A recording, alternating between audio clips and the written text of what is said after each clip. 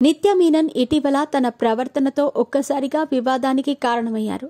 చెన్నైలో జరిగిన మూవీ ఈవెంట్లో అభిమాని ఆమెకు షేక్ హ్యాండ్ ఇచ్చేందుకు ప్రయత్నించాడు. కానీ ఆమె మాత్రం ఇవ్వకుండా ప్రవర్తించిన తీరు ప్రస్తుతం సోషల్ మీడియాలో దుమారంగా మారింది. నిత్య మీనన్ తన అందంతో పాటు నటనతో పలు సినిమాల్లో మంచి గుర్తింపు తెచ్చుకుంది. ఈ మలయాళ భామ తెలుగుతో పాటు కన్నడ, తమిళం, మలయాళంలో పలు సినిమాల్లో నటించింది. నిత్య మీనన్ అలా మొదలైంది సినిమా ద్వారా కథానాయికగా తెలుగు తెరకు పరిచయమైంది.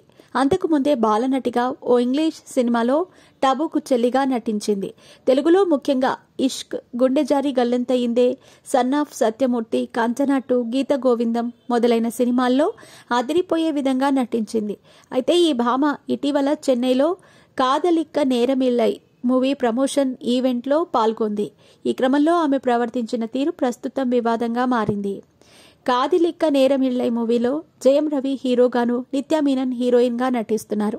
ఈ మూవీ సంక్రాంతి కానుకగా జనవరి 14న అభిమానుల ముందుకు రానుంది. నిత్యతో పాటు యోగిబాబు, వినయ్ లాల్, లక్ష్మీ రామకృష్ణన్, వినోదిని, గాయకుడు మనో, టీజే బాను, జాగ్ కోగిన్ తదితరులు ఈ సినిమాలో ప్రధాన పాత్రలు పోషించారు. ఈ మూవీ టీం సినిమా ప్రమోషన్ స్పీడ్ను కూడా పెంచింది.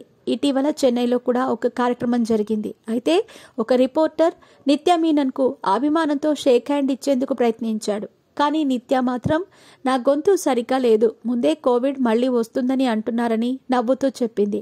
దీంతో రిపోర్టర్ మాత్రం కాస్తంత నొచ్చుకున్నట్లు తెలుస్తోంది.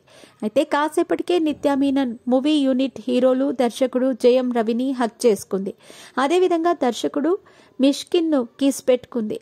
ఈ నేపథ్యంలో తన అభిమానికి షేక్ హ్యాండ్ ఇచ్చేటప్పుడు మాత్రం కరోనా అంటూ ఏదో మాట్లాడి ఆ వెంటనే ఇలా ముద్దులు, హగ్గులతో రెచ్చిపోవటం వివాదంగా మారింది. ఈ వీడియో ప్రస్తుతం వైరల్గా మారింది. దీనిపై నెటిజన్లు నిత్య ప్రవర్తనపై మండిపడుతున్నారు. ఇంత యాటిట్యూడ్ పనికిరాదంటూ కూడా నిత్యను ఏకిపారేస్తున్నారు.